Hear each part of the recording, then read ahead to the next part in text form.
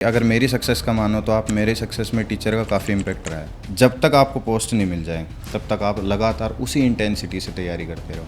Practical बात यह है कि लक मैटर करता है, आप मेहनत कितनी करते रहो। सर, पूरे पॉडकास्ट में आपने कोई स्ट्रगल वाली स्टोरी शेयर नहीं करी, जैसे कि हम ऐसे पढ़ते थे, हमारे पास लाइट नहीं थी तो हमें लैंप से पढ़ाई करी, हम ऐसी जगह से आते हमें खाना नहीं मिलता था और अब आगे जाके कुछ।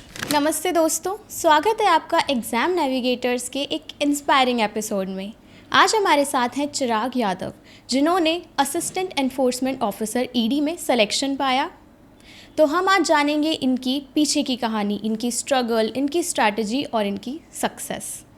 Hello sir. Hello ma'am. कैसे हैं आप? ठीक हूँ मैम, आप बताइए। तो हम शुरू करते हैं आपके बैकग्राउंड से, आप कहाँ से आते हैं और आपके फैमिली बैकग्राउंड। मैं मैम अलवर से हूँ बेसिकली, और पापा मेरे पुलिस में हैं, मम्मी टीचर है, और मैंने बीटेक किया है, एमटेक किया है कंप्यूटर साइंस से, और 2018 का पास आउट हूँ मैं।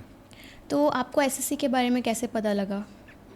एसएससी के बारे में एक तो गवर्नमेंट जॉब की तरफ रुझान तो हमेशा से था ही। ये हमारी नॉर्थ साइड की मेंटेलिटी भी है कि हमको गवर्नमेंट जॉब ही चाहिए। तो उस वजह से सभी का ही यहाँ पे प्राइवेट सेकेंडरी ऑप्शन होता है, गवर्नमेंट फर्स्ट होता है। तो गवर्नमेंट में भी फिर मेरा थोड़ा फेवरेट सब्जेक्ट मैथ हुआ करता था हमेशा से। तो पूछा, लोगों से भी पता किया कि ऐसा कौन सा एग्ज़ाम जिसमें मैथ का थोड़ा ज़्यादा आता हो पोर्शन। तो एसएससी सीजीएल का ही बताया सभी ने, और काफ़ी लोगों ने सजेस्ट किया था, जिसमें से मेरी बहन भी थी एक, और घर परिवार में भी कुछ लोग थे, कुछ टीचर्स भी थे, उन्होंने बताया। तो आपने तैयारी कौन से साल में शुरू करी और कैसे शुरुआत हुई? तैयारी में मैंने पास आउट होते ही मैं 1 महीने बाद ही यहाँ जयपुर ही आ गया था। यहाँ जयपुर से तैयारी की थी मैंने। ओके। और 1 डेढ़ साल का कोर्स चला था उस टाइम। उसके बाद कोविड आ गया था, फिर वापस घर चले गए थे, फिर उसके बाद घर से पढ़ाई की थी ऑनलाइन ही। तो आपने प्रिपरेशन की जब शुरुआत करी तो आपने माइंड में क्या पोस्ट रखा था कि मुझे ये वाली पोस्ट ही चाहिए, यहाँ पे सिलेक्शन पाना है? उस टाइम मैम सच बताऊँ तो मेरे को पोस्ट का पता ही नहीं था। अच्छा। उस टाइम तो बस इतना था कि ये सीजीएल बहुत बड़ा एग्ज़ाम होता है, इसमें बहुत बड़ी पोस्ट मिलती है, कि यूपीएससी के बाद यही एक एग्ज़ाम होता है। और नाम ही 2-3 एग्ज़ाम की सुने थे, एक यूपीएससी का, एक एसएससी है और एक बैंक। ये 3 के अलावा कोई और पता ही नहीं था। तो पोस्ट तो नहीं कुछ भी, लेकिन हाँ एक वर्दी का शौक़ मेरे को हमेशा से ही रहा है, बचपन से ही। वर्दी या वर्दी से जुड़ी हुई चीज़ों का, तो उसको ही देखा। बाद में लगाया कि या तो सीबीआई या फिर ईडी। जब तैयारी शुरू की थी तब ऐसा कोई था नहीं पोस्ट दिमाग में। का नहीं था। तो आप अपनी डेली रूटीन के बारे में थोड़ा बताना चाहेंगे? हाँ मैम, तैयारी करता था तब तो सुबह तो कोचिंग क्लास होती थी, फिर कोचिंग से आते ही सबसे पहला काम था खाना पानी करने के बाद कि कोचिंग में जो भी पढ़ाया एक बार वो रिपीट करना। क्योंकि जब कोचिंग शुरू की थी तो सभी टीचर्स यही बोलते थे कि आप बाकी चीज़ें आपकी सेकेंडरी है, सबसे पहले आपको जो भी कोचिंग में पढ़ाया जाए आपको वो पूरा पढ़ना है। हाँ। वो रिपीट करते रहना कंटिन्यूसली, क्योंकि सिलेबस थोड़ा वास्ट है और अभी आपको इजी लगेगा, लेकिन आप धीरे धीरे चीज़ें भूलते जाएंगे। तो वहाँ से आते ही, कोचिंग से आते सबसे पहले मैं वो पढ़ा हुआ रिपीट करता था। उसके बाद एक मैथ में इंटरेस्ट, जैसे मैंने बताया आपको कि उसमें इंटरेस्ट था मेरे को, तो जो भी कोचिंग की बुक्स मिलती थी उसमें जो चैप्टर चलता रहेगा मैं उससे एक यूनिट आगे पढ़ता जाता था, कि मैं पहले अपनी तरफ से कर लेता था, फिर कोचिंग में जाता तो कोचिंग से और एक्स्ट्रा बेनिफिट मिलते रहते थे।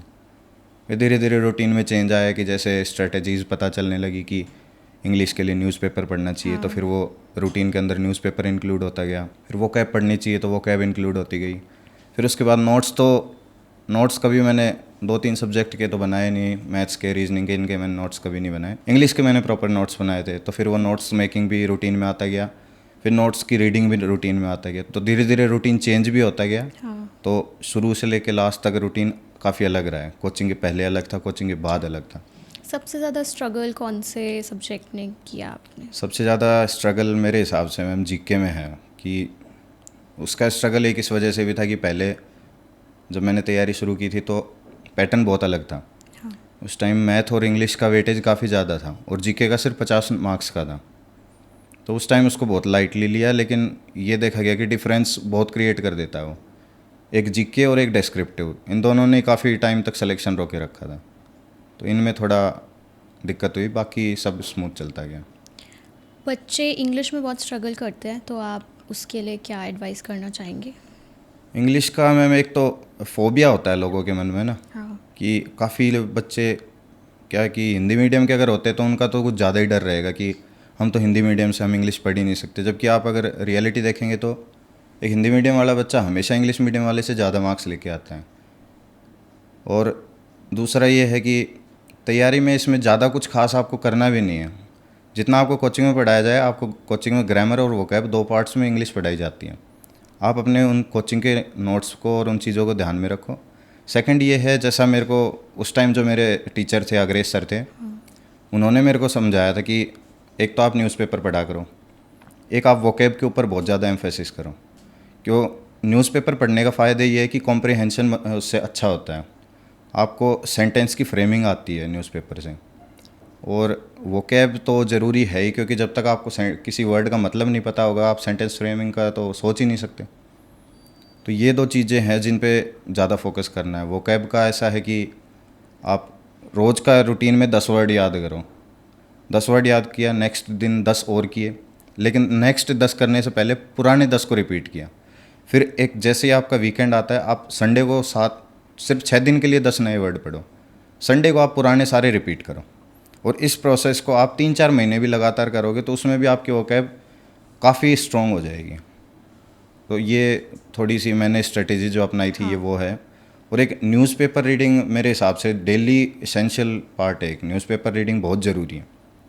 अभी थोड़ा पोर्शन कम हो गया कंपैरेटिवली, लेकिन फिर भी अगर देखा जाए तो सभी सब्जेक्ट्स का मिला के फिर भी इंग्लिश का भी वेटेज सबसे ज़्यादा है।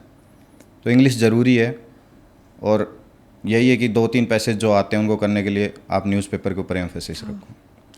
जैसा कि आपने अपने टीचर का नाम लिया, तो ऐसा कहा जाता है कि सिलेक्शन में सही टीचर मिल जाता है तो आप सक्सेस जर्नी से थोड़ा और आगे बढ़ जाते हैं। तो आप क्या कहना चाहेंगे, टीचर का कितना इम्पैक्ट रहा आपके सक्सेस मेरे जर्नी में? हिसाब से अगर मेरी सक्सेस का मानो तो आप मेरे सक्सेस में टीचर का काफ़ी इम्पैक्ट रहा है। क्योंकि वैसे मैं इंग्लिश से हूँ, मैंने बीटेक भी किया, एमटेक भी किया, सब कुछ इंग्लिश में किया है, इंग्लिश मीडियम स्कूल से पढ़ा हूँ। बट उसके बावजूद मेरी इंग्लिश कोई बहुत ज़्यादा अच्छी नहीं थी। मतलब मुझे रूल्स नहीं आते थे इतना। जैसे मुझे ग्रामर के, आप मेरे से टेंस पूछोगे, मुझे टेंस ही नहीं पता थे। हालांकि मैं बोल लेता था इंग्लिश अच्छी, मैं इंग्लिश में मैं फ्लो में भी बोल सकता था, लेकिन मेरे को ये नहीं पता होता था कि कहाँ पे इसका यूज़ करना है, कहाँ पे वॉज का यूज़ करना है। वो जो अपने आप निकल जाता था वो सही भी हो जाता था, लेकिन वो चीज़ें रूल्स में नहीं पता थी मुझे। अब ये सारी चीज़ों की शुरुआत ही मेरी कोचिंग से हुई है। जो अग्रेज सर ने पढ़ाना शुरू किया था, वहाँ से मेरी इन चीज़ों की पढ़ने की शुरुआत हुई है। तो मेरे हिसाब से टीचर का बहुत बड़ा रोल है। और जैसा मैंने बताया आपको वोकैब का, तो इस कोचिंग से पहले मैंने वोकैब वर्ड ही कभी नहीं सुना था। मुझे पता ही नहीं था कि वोकैब का जैसा भी कुछ पढ़ना पड़ेगा या ऐसा भी कुछ। तो मेरे लिए तो काफ़ी बड़ा रोल रहा है टीचर का। तो आपने तो कोचिंग ली है, लेकिन आप ऑनलाइन स्टडीज़ के बारे में क्या सोचते हैं? जैसे आज के टाइम में यूट्यूब पे बहुत सारी क्लासेस मिल रही है, मैम, अवेलेबल है। अगर मेरे से आप पर्सनल ओपिनियन पूछो तो अभी के टाइम पे ऑनलाइन स्टडीज़ काफ़ी बेहतर है ऑफलाइन के मुकाबले। एक तो उसमें ये है कि आप अपनी चॉइस का टीचर चुन सकते हो। दूसरा ये है कि आप ऑफलाइन कोचिंग जब करते हो तो आपको सिर्फ कोचिंग की फ़ीस पे नहीं करनी पड़ती, आपको रहने खाने का भी खर्चा पे करना होता है। आपको एक स्ट्रेस से भी गुजरना पड़ता है, जहाँ आप अकेले रह रहे हो, तैयारी कर रहे हो, आपके एक बार मॉक में मार्क्स नहीं आए तो फिर आपका मोरल डाउन हो जाएगा। आप काफ़ी सारे केसेस भी सुने होंगे। राइट। तो ऑनलाइन के काफ़ी फ़ायदे हैं। आप घर में ही रह के पढ़ सकते हो, घर में एक रूम देख लो, वहीं पे अपना जो भी आपको टीचर पसंद है आप उसका कोर्स लो, उसके बाद पढ़ाई करते रहो। पैसे की भी बचत है, आपको स्ट्रेस भी नहीं होगी इतनी, क्योंकि आप घर परिवार के बीच में रहोगे। और दूसरा कि पेरेंट्स की निगरानी तो ज़रूरी है, चाहे हम कितने बड़े हो जाएं। जब तक हम सक्सेसफुल नहीं हो जाते, हम अपने खुद से ये सोच नहीं लेते ना कि हमको क्या करना है, तब तक मेरे हिसाब से बड़ों का साथ ज़रूरी है काफ़ी। तो ऐसा कहा जाता है कि 12 घंटे पढ़ाई कर रहे हैं, 13 घंटे पढ़ाई कर रहे हैं, तो आप कितने आवर्स पढ़ते थे? और मैम, ये एग्ज़ाम 12-13 घंटे पढ़ने का है ही नहीं हाँ, मेरे हिसाब से। इसमें बाकी ये चीज़ें वेरी करती है, पर्सन टू पर्सन भी वेरी करती है, किसी की ग्रेस्पिंग पावर ज़्यादा होती है, किसी की कम होती है। लेकिन फिर भी अगर आप मेरे से पर्सनल पूछो तो मैं 12 घंटे पढ़ने का तो मैं नहीं कहूँगा। और अगर कोई कह भी रहा है तो मेरे हिसाब से तो वो झूठ बोल रहा है। और हाँ, फिर अगर आप 12 घंटे ऐसे कर रहे हो कि हाँ मैं 6 घंटे कोचिंग ले लिया, फिर 2 घंटे मैंने डाउट क्लास ले ली, तो 8 घंटे आपने वहाँ बिता के 4 घंटे आपने सेल्फ स्टडी कर लिया, तो उसको आप 12 घंटे इंक्लूड कराओगे तो वो एक अलग बात है। बाकी आप 12 घंटे सेल्फ स्टडी करने की इसमें इतनी नीड भी नहीं है।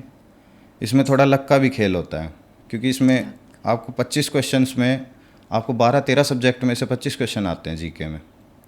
तो आपका कौन सा पढ़ा हुआ कब फंस जाए उसके ऊपर काफ़ी चीज़ें डिपेंड करती हैं।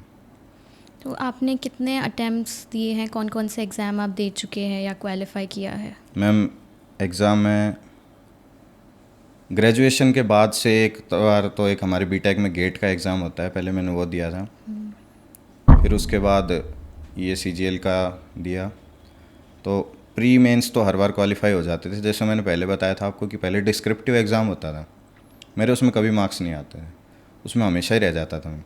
पर पहला मैंने एक CHSL का एग्ज़ाम दिया था 2018 में, तो मेरी जॉब तो उसी से लग गई थी। उसके बाद CGL का एक दिया, 2 दिया, 18, 19, 20, फिर जाके 21 में मेरी पहली बार CGL क्रैक हुआ था, उसमें मेरे को एक पोस्ट मिली थी। इसमें कुछ लक का भी खेल बोल सकते हैं, कुछ वैसा भी बोल सकते हैं। अगर कोई पुराना स्टूडेंट है जिसने CGL 2019 दिया है तो उसको पता होगा कि उस टाइम लक कितना मैटर किया था, कि उसमें एक शिफ्ट में एग्ज़ाम इतना ईजी आ गया था कि उसमें अगर आपका एक सवाल गलत हुआ तो आपके -10 हो रहे हैं, और आपका 2 क्वेश्चन ज़्यादा हो गए तो आपके +50 हो रहे हैं। हाँ। तो इस तरह का कुछ लक भी मैटर किया था उस टाइम पे। मैथ्स का एग्ज़ाम था एक, तो चीज़ें लक के अकॉर्डिंग भी चलती है, पढ़ाई पढ़ाई तो होती है। तो 21 में एक पहला CGL मेरा निकला, फिर उसके बाद 22 में भी CGL निकला, 23 में पोस्ट नहीं मिली। 23 में मेरे मार्क्स थे 310 मार्क्स थे मेरे। फिर आंसर की रिवाइज़ हुई थी। इसमें क्या, पहले एक बार आंसर की दे देते हैं, फिर फाइनल रिजल्ट पे आंसर की दोबारा रिवाइज़ होती है। तो पहले मेरे 310 मार्क्स थे रो आंसर की के अकॉर्डिंग, फिर वो रिवाइज़ हुई तो मेरे मार्क्स शायद 299 या 298 रह गए थे। तो इंस्पेक्टर पोस्ट से सीधा मैं आउट ही हो गया था। फिर ये 24 का एग्ज़ाम दिया, इसके बाद इसमें मेरा को मिला जो मेरे को चाहिए था, ये वो डिज़ायर्ड पोस्ट मिली फिर इसमें मुझे। तो जो आपने बताया कि ऐसे आउट हो गए थे और ये जो स्ट्रगल था, तो आप फेलियर भी देखा, आपने स्ट्रगल भी देखा, तो इन चीज़ों से आप क्या लेसन मिला आपको जो आप बताना चाहोगे कि स्टूडेंट्स ले सकते हैं? इसमें मैं मुझे सबसे बड़ा लेसन तो यही लगा कि आपका एक लक तो मैटर करेगा, बहुत मैटर करता है लक। कोई ऐसा बोलता है ना कि आप बस मेहनत करते रहो, ये हो जाएगा वो हो जाएगा, ऐसा कुछ नहीं है। प्रैक्टिकल बात यह है कि लक मैटर करता है, आप मेहनत कितनी ही करते रहो। दूसरी बात, कुछ मेरी भी गलतियाँ थी मैम, जैसे कि मैं एक थोड़ा कॉन्फिडेंस आ जाता है, जो कॉन्फिडेंस कब ओवर कॉन्फिडेंस में बदल जाते हैं पता नहीं चलता। तो कई बार ओवर कॉन्फिडेंस हो जाता था। जैसे CGL 2020 में मेरे पास अच्छा मौका था, लेकिन जो मेरा स्ट्रॉन्ग सब्जेक्ट था मैंने उसकी तैयारी छोड़ दी थी कि इसको तो मैं कर लूँगा, मैथ को मैं कर ही लूँगा, बाकियों को करता हूँ, और मेरे को उसी में मार्क्स कम रह गए थे प्री में। फिर वहीं से ही मैं काफ़ी पीछे हो गया था कंपटीशन, उसमें प्री मेरा बेयरली क्लियर हुआ था, और फाइनल में जाके मैं वही 2-3 मार्क्स से फिर रह गया था। एक ये कि ओवर कॉन्फिडेंस में कभी नहीं आना चाहिए जब तक सिलेक्शन नहीं हो। जब तक आपको पोस्ट नहीं मिल जाती तब तक आप अपने आप को वो पोस्ट पे बैठा हुआ आदमी मत समझिए, वरना आपका वो सफलता बिना मिले आपकी सफलता दिमाग के ऊपर चढ़ जाएगी और आप उतना परफॉर्म नहीं कर पाएंगे जितना आप कर सकते हैं। और आपका बिगेस्ट डिस्ट्रैक्शन क्या था और आपने कैसे ओवरकम किया? बिगेस्ट डिस्ट्रैक्शन में थोड़ा सा भी कुछ अच्छा हो जाता है ना, मैं उसको बहुत ज़्यादा ऐसे उसको फील कर जाता था कि मैं अगर मेरे मॉक में अगर मेरे प्री के अंदर 180 आ जाते तो मेरे को नींद नहीं आएगी, मैं 1-2 बजे तक जगह खुश होकर सोचता रहूँगा कि हाँ अब तो बस मैं बन गया, अब तो मुझे जो पोस्ट चाहिए थी वो मिल गई, अब लाइफ में ऐसी चीज़ें ये करनी है वो करना है। इस तरह के डिस्ट्रैक्शन सबसे ज़्यादा मेरे में होते थे। इसके अलावा तो कुछ खास था नहीं। सोशल मीडिया को भी एक बड़ा डिस्ट्रैक्शन माना जाता है, तो सोशल मीडिया में मेरे हिसाब से बहुत बड़ा डिस्ट्रैक्शन है, लेकिन मैंने लकीली मैंने 2018 में जैसे मेरा ग्रेजुएशन कंप्लीट हुआ था, मैंने उसी टाइम सोशल मीडिया बिल्कुल क्विट कर दिया था। मैं उसके बाद कभी यूज़ ही नहीं किया, कभी जैसे रेयरली कभी 2-3 महीने में इंस्टा फेसबुक खोले, वो एक अलग चीज़ है, बाकी मैं यूज़ किया नहीं। और फ्रेंड्स और फैमिली का कितना रोल रहा आपकी जर्नी में? फैमिली का बहुत बड़ा रोल है मैम, क्योंकि इतने साल आप लगातार फेलियर झेलते जाओ तो एक पॉइंट आता है जब अपने माता पिता भी ऐसा बोलने लग जाते कि अभी बस हो गया, बहुत हो गया, अब या तो इस चीज़ को छोड़ दे या कुछ और कर ले। या फिर अपने शांति से नौकरी कर, ऐसा मोस्टली देखा जाता है। और मैं माना कि मैंने पहला जो एग्ज़ाम दिया था CHSL का वो मेरा हो गया था क्लियर, लेकिन उसकी जॉइनिंग आते आते 2022 हो गई थी, 4 साल हो गए थे। 4 साल तक वो घर वालों ने मेरे ऊपर कभी, मेरे को एक दिन भी ऐसा नहीं लगा कि मेरे परिवार वाले मेरे ऊपर किसी तरह का प्रेशर बना रहे हैं या कुछ कर रहे हैं। बाहर के लोग होते हैं ना, वो फिर भी आपको कह देंगे कि यार इतने साल से घर बैठा है, ये हो रहा है वो हो रहा है, लेकिन परिवार की तरफ से मेरे को कभी ऐसा कुछ नहीं हुआ और कभी किसी चीज़ की मेरे को अभी दिक्कत आई नहीं। तो मेरे फैमिली का बहुत बड़ा रोल है इसमें। और फ्रेंड्स का ऐसा है मैम कि वो तो स्ट्रेस बस्टर है। कभी 6-7 महीने में आप परेशान हो गए तो सारे दोस्त इकट्ठे हो गए, कहीं मूवी देख आए, कभी एक दूसरे के साथ हंसी मजाक कर लिया। तो फ्रेंड्स का भी एक रोल है ही। यहाँ भी हम 4 दोस्त रहते थे पहले एक साथ में। और आपके मेंटर के बारे में आप कुछ कहना चाहेंगे? कौन आपकी जर्नी में हमेशा प्रेजेंट रहे? मैम मेरे मेंटर अलग अलग रहे हैं, अलग अलग टाइम पे। जैसे एक मेरे टीचर अगर आप पूछें तो मेरे इंग्लिश के सर थे, जो मैंने बताया था अभी आपको, अग्रेज सर जो थे, उनसे मैं काफ़ी टाइम तक कनेक्टेड रहा था कि मैं उनसे फ़ोन के ऊपर डाउट पूछता रहता था। और वो टीचर मेरे को इसलिए बहुत अच्छे लगते थे कि मैं उनको, अगर मैं उनको आज भी रात के 10 बजे मैसेज करता हूँ ना, वो मेरे को 10 बजे भी उस चीज़ का आंसर देते हैं अगर कुछ भी होता है तो। और एक उनकी एक अच्छी चीज़ ये थी कि पता नहीं मेरे को और टीचर्स मैसेज में जवाब देते कि क्या करते हैं, वो सर क्या करते थे कि जैसे मैं उनसे कुछ पूछता हूँ ना तो वो उसको रिकॉर्ड करके, वॉइस रिकॉर्ड करके भेज देते थे। तो और मेरे को हमेशा इंग्लिश में काफ़ी टाइम तक मेरे को प्रॉब्लम रही। और अंग्रेज सर मेरे साथ काफ़ी, कम से कम भी नहीं तो आप लगाओ शुरू के 4 साल तक वो मेरे साथ रहे थे। फिर उसके बाद एक मेरा दोस्त था, मैं मुझे जॉब में मिला था, एक राकेश प्रजापत करके था। उसने मेरे को ये चीज़ें बहुत अच्छे से सिखाई कि तैयारी तू करता है लेकिन तेरा सिलेक्शन क्यों नहीं हो पा रहा, कहाँ दिक्कतें आ रही हैं। वो उस टाइम जो पहला मैंने जॉब बताया वो मेरे साथ जॉब में ही था। उसने मुझे काफ़ी कुछ सिखाया मैम, जैसे कि मेरी एक सीधी किस सही डायरेक्शन में आपको तैयारी करनी है, क्योंकि मेहनत सब करते हैं लेकिन जो स्मार्ट वर्क जो करता है ना उसको सक्सेस जल्दी मिलती है बजाय हार्ड वर्क करने के। तो मेरे को स्मार्ट वर्क करना राकेश ने सिखाया, उसका भी मैं अच्छा रोल मानता हूँ अपने इसमें। और मेंटर मेरे यही 2 मानता हूँ मैं। तो आप ऑनलाइन स्टडीज़ को एक स्मार्ट वर्क मानेंगे?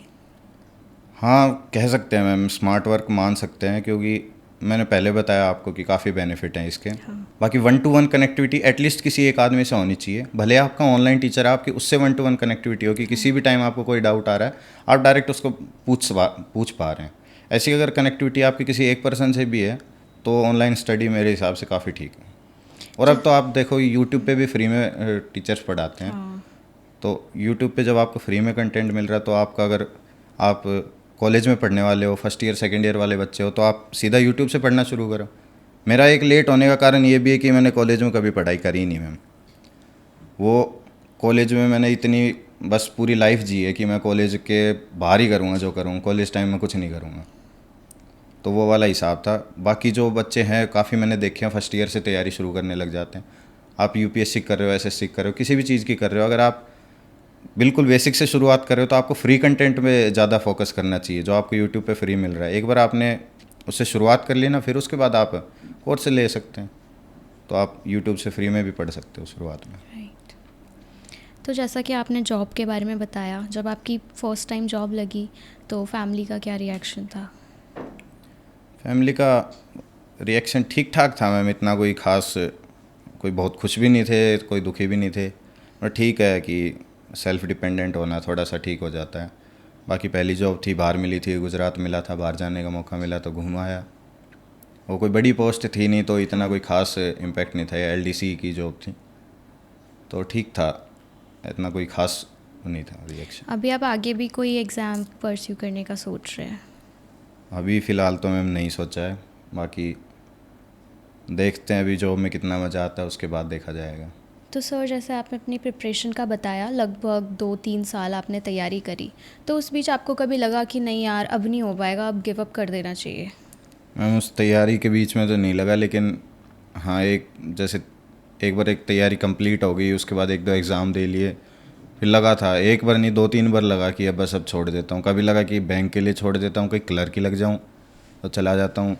फिर कभी लगा कि प्राइवेट जॉब ढूंढ लेता हूँ, वहाँ निकल लेता हूँ आईआईटी में।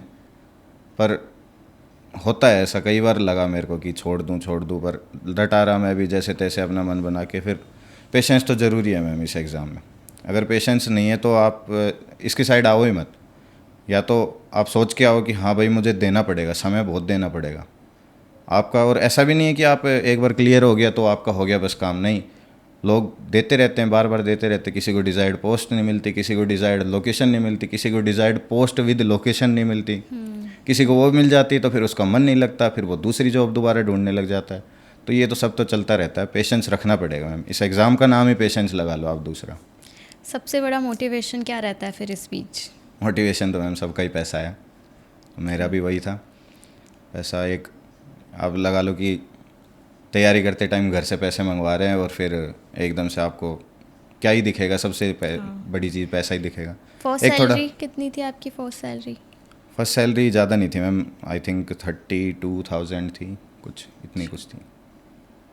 और अब आप जो रैंक पे जाने वाले हैं उसका क्या सैलरी स्ट्रक्चर है?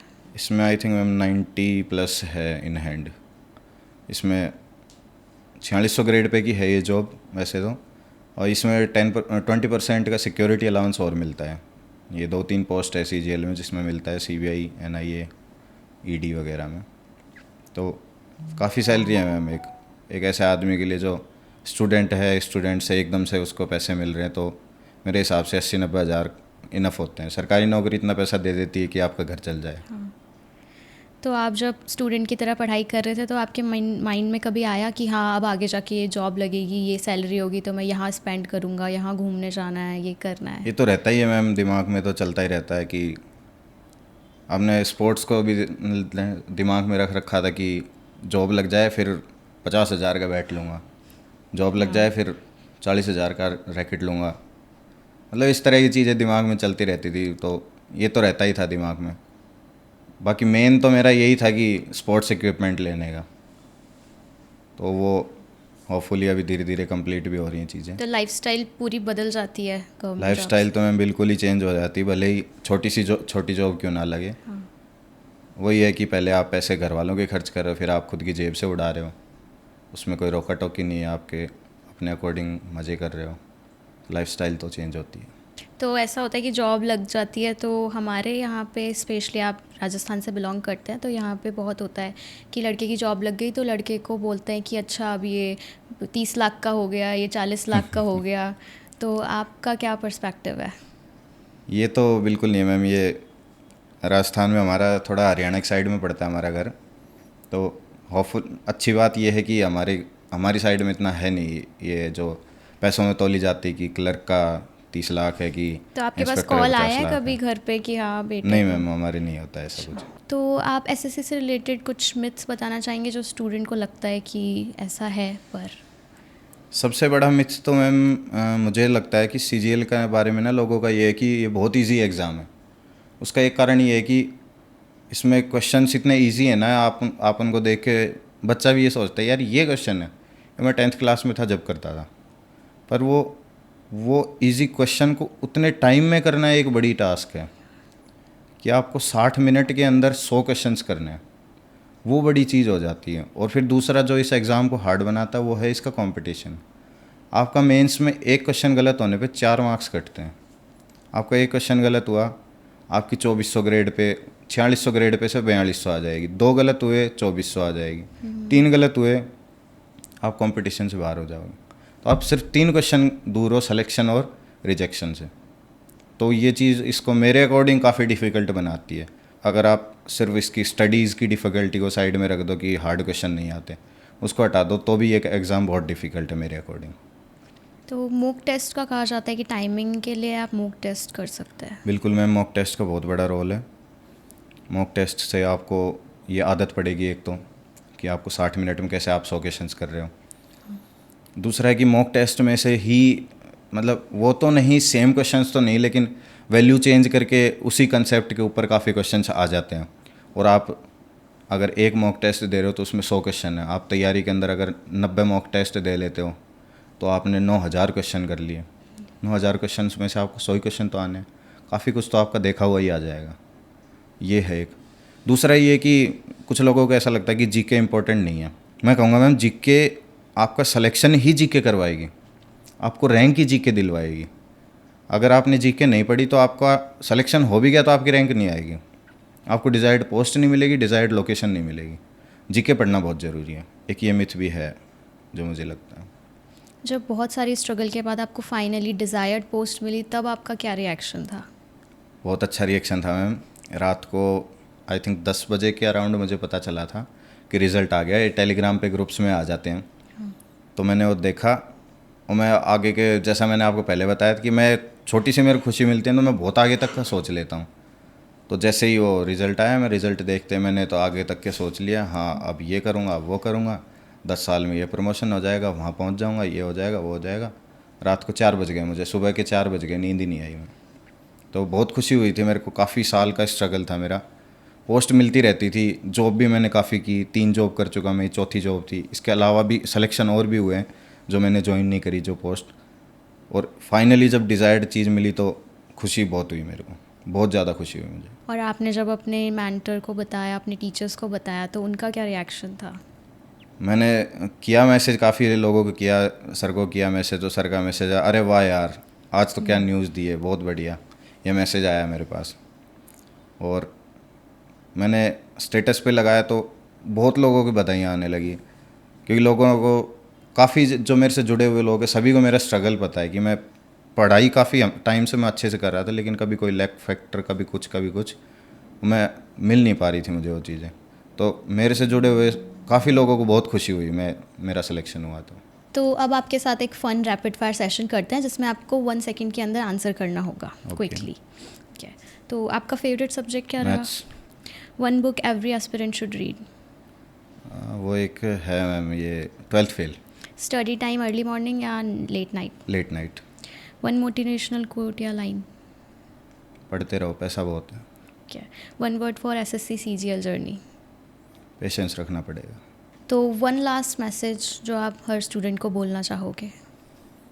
हमारे स्टूडेंट को यही बोलना चाहूँगा कि आप तैयारी जब आप शुरू कर रहे हो तो आप ये गलतफहमी बिल्कुल मत पाल लेना कुछ दिनों की तैयारी के बाद कि बस अब हो गया, अब मेरा सिलेक्शन हो जाएगा। ऐसा नहीं है। जब तक आपको पोस्ट नहीं मिल जाए तब तक आप लगातार उसी इंटेंसिटी से तैयारी करते रहो, क्योंकि आपके जैसे तैयारी करने वाले लाखों और हैं। तो आपको इंटेंसिटी को बरकरार रखना पड़ेगा। जिसने पेशेंस रखा, जिसने कंसिस्टेंसी रखी, वो ही इस एग्ज़ाम को निकाल पाएगा। तो आप कंसिस्टेंट रहो, वरना फिर समय लगेगा जैसे मुझे लगा। सर पूरे पॉडकास्ट में आपने कोई स्ट्रगल वाली स्टोरी शेयर नहीं करी, जैसे कि हम ऐसे पढ़ते थे, हमारे पास लाइट नहीं थी तो हमें लैम्प से पढ़ाई करी, हम ऐसी जगह से आते हमें खाना नहीं मिलता था, और अब आगे जाके कुछ कहना चाहेंगे आप? मैम स्ट्रगल थी नहीं, कहाँ से बताऊँ मैं एक ही स्ट्रगल थी, ये एग्ज़ाम नहीं निकल रहा था, बाकी कोई स्ट्रगल नहीं थी। अब मैंने भी सोचा था बनाऊंगा स्ट्रगल लाइफ अपनी, रात को पढ़ने की कोशिश करता था मोमबत्ती में, वो घर वालों ने इन्वर्टर लगवा रखा था, वो लाइट फिर आ जाती थी जाने के बाद। फिर पैसों की भी ऐसी कोई नहीं थी, मम्मी पापा जॉब में थे, घर वालों ने भी तो प्रेशर नहीं बनाया, इनकी प्रेशर बनाते घर से बाहर निकाल देते, कुछ बनता। स्ट्रगल थी नहीं स्ट्रगल, और ज़बरदस्ती कैसे बना के बेच दूँ। कुछ ऐसा नहीं था कि पहली बार कोचिंग की तैयारी करने आए 10 रुपये जेब में लेके या कुछ? पैसे दिए नहीं मैडम, घर वालों ने डिजिटली पेमेंट कर दिए, बहुत सारे बैंक में डाल के भेज दिए। कुछ नहीं था मैडम ऐसा स्ट्रगलिंग। तो होते हैं ऐसे बच्चे, पास भी होते हैं, काफ़ी होते हैं, लेकिन मेरे केस में कुछ नहीं था। मेरे पास एकदम खूब भरा पूरा था, सब कुछ सही था, कुछ इमोशनल है ही नहीं बेचने के लिए। इसमें तो मैं कुछ नहीं कह पाऊँगा। तो दोस्तों ये थी कहानी चिराग की, जिन्होंने हमें बताया कि पेशेंस और कंसिस्टेंसी सबसे ज़रूरी है। ये था हमारा पहला पॉडकास्ट, और हम आगे भी आपके लिए ऐसे ही पॉडकास्ट लाते रहेंगे। आप कनेक्टेड रहिए एग्ज़ाम नेविगेटर्स के साथ, हम और आप साथ में आगे बढ़ेंगे। अगर ये आपको पॉडकास्ट पसंद आई तो लाइक, शेयर और सब्सक्राइब करना मत भूलना। मिलते हैं नेक्स्ट पॉडकास्ट में।